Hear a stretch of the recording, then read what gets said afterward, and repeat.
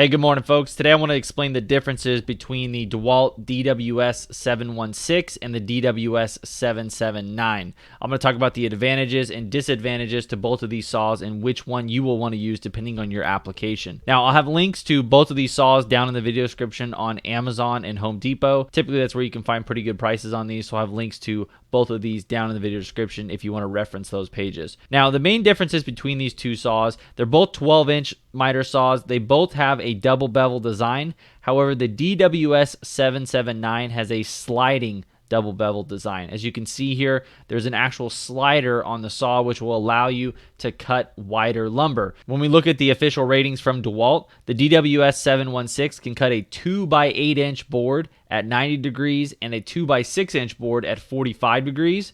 And if you step up to the DWS779, you can cut a 2x14 inch board at 90 degrees and a 2x10 inch board at 45 degrees. So that sliding feature, being able to pull that saw towards you and away from you, is going to allow you to cut a lot wider boards. Now, is it worth it to just go with the DWS779?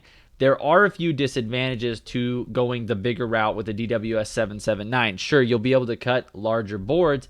However, what you have to keep in mind is it's a lot heavier, it's a lot bulkier, and that sliding feature requires that you have a lot of space behind the saw. So if you're going to be using this saw on like a portable miter saw stand and it's going to be outside, go with the DWS779 because space is not an issue.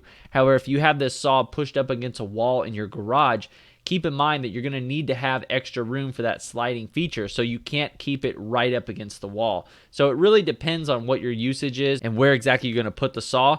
But in my opinion, I always lean toward the DWS779 simply because it has a lot more capacity for larger boards and it's not that much more expensive. If we go ahead and head over here to Home Depot and Amazon's website, the DWS779, which is the sliding version of this saw, is currently on sale for $3.99. It's been like this for about a month now at Home Depot as well as on Amazon. The DWS716 is not on sale and is at its normal price of $3.49. For an extra $50, that extra room behind the saw is not a big deal. 100% go with the DWS779. You're getting a lot more saw for your money. You're getting more capacity, and as long as the weight of the saw and the distance behind the saw doesn't matter to you, is a really, really good deal. However, if space and weight is really important to you, the DWS716 is $50 less, still a great saw. You will just only be limited to those smaller pieces of lumber. So folks, I hope this video was helpful in breaking down the differences between the two saws. If you guys have any questions, feel free to leave them down in the comments below. Like I said, I'll leave links to these saws down in the video description on Home Depot and Amazon if you want to check them out. And until next time, guys, I hope you enjoyed this video. Feel free to subscribe if you want to see some more tool comparisons, and we'll catch you guys in the next one. Have a great day, guys.